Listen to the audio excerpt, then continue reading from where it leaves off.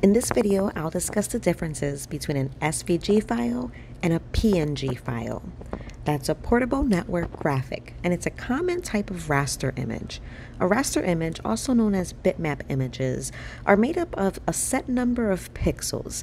Now, pixels are these small squares of color in a grid-like format that when they're combined, it creates a complete picture. They're large files, so that also slows down the load time, but that makes for a clear, crisp, and high quality image. It doesn't lose any quality when it's compressed, but it cannot be infinitely sized. So too large and it gets grainy, and too small and the details get distorted.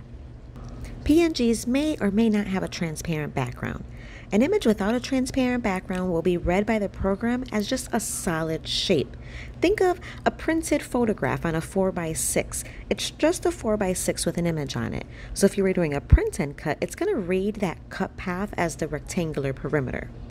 Now, an image with a transparent background, it's going to default to the paper color, and it reads like the shape silhouette of your images. If you're doing a print and cut with a transparent image, the Cricut's going to trace around all of the objects. Now, if there are any hollow spots where you can see the clear background in, then your machine's also going to read that. PNGs can be converted to an SVG file via a vector program or into cut files in Cricut. And I say cut files because they're not SVG files that you can actually download. Now, the larger the PNG file is, the clearer and crispier your SVG will come out. Files that are too small will result in jagged edges and or loss of detail because of the lack of quality.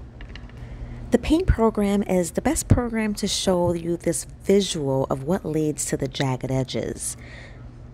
So when you zoom in on your file here, you start to see if I change the color, the edges of each of these colors are kind of like an ombre fade into the white, so it doesn't fully convert. And this is why you end up getting these kind of jaggedy edges when you convert designs, especially if the project is a lower quality file. Now let's upload these images into Cricut Design Space so we can see how they're actually being read. I'll first do the one without the transparent background, and I'm not going to do any cleanup. I'm just going to upload it as it is.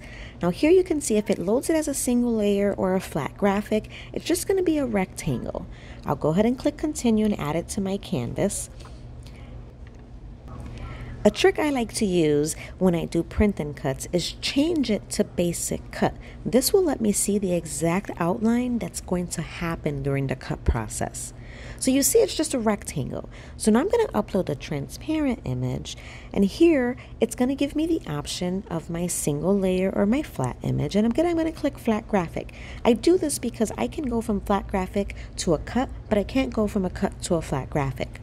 So here you can see it's transparent because I can see my gray square behind it, and when I change it to cut, you can see that each letter is going to cut out, and it's going to cut out those gaps inside of the rainbow. So now let's talk about a SVG file. This is a scalable vector graphic, commonly called a vector file, and it's a digital image made up of mathematical equations and geometric shapes. So vector graphics are points, lines, curves, and polygons. Because of this, it produces clear, crisp, and high quality cut files. They don't lose any quality when they're compressed. They can be sized infinitely, as large as you want or as small as you want, without any loss of quality. The problem is the files aren't cross-compatible on all programs, and most computers don't have an SVG viewer by default. An SVG file can be opened and viewed in a web browser, but it cannot be edited. SVG files are ideal for Cricut Design Space because they are cut ready, so you don't have to do any cleanup or any hide contouring. It's already a designed project. SVGs create layered files by plotting each geometrical shape.